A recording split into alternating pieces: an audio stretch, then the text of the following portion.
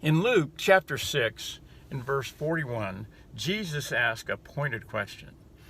He said, "And why beholdest thou the mote that is in thy brother's eye, but perceivest not the beam that is in thine own eye?"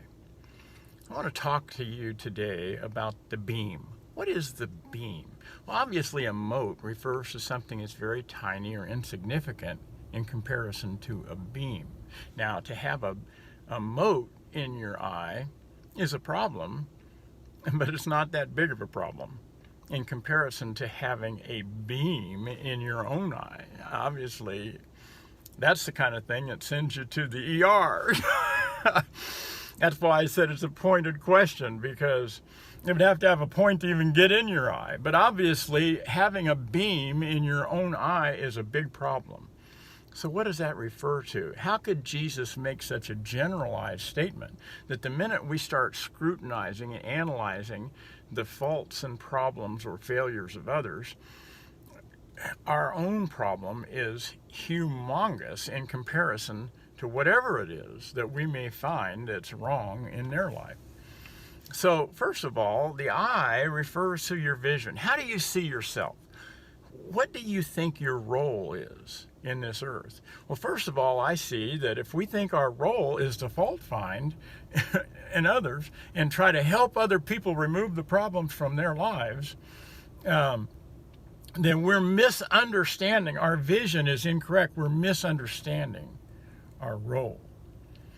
And so if you don't understand your purpose, if you don't understand what your job is, I guess you could say, here on the earth, that is a big problem. In fact, he goes on to say, after he says, either, how canst thou say to thy brother, brother, let me pull out the mote that is in thine eye, when thou thyself beholdest not the beam that is in thine own eye? He said, thou hypocrite, cast out first the beam out of thine own eye, and then shalt thou see clearly to pull out the mote that is in thy brother's eye. So what I see here is that he's saying, until we understand our role, until we understand our purpose, we can't really be helpful to others.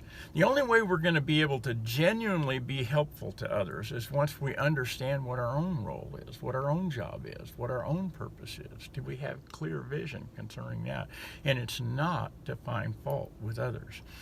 It is, first of all, we need to understand that God's intention for our life is he wants us to focus upon ourselves and do anything and everything that we can to harmonize our behavior with the instructions that he gives us in his word, so that we can provide an example, a living sample of the glory of God on the face of the earth. Because God knows that that's a much more effective tool in reaching or helping others than it is to be a fault finder, to be a criticizer. See, he goes on right after saying all that. He says, for a good tree bringeth not forth corrupt fruit, neither doth a corrupt tree bring forth good fruit. For every tree is known by his own fruit. In other words, people aren't going to be attracted. You get to be known by what your responses are. People aren't attracted to critical, fault-finding, controlling criticizers.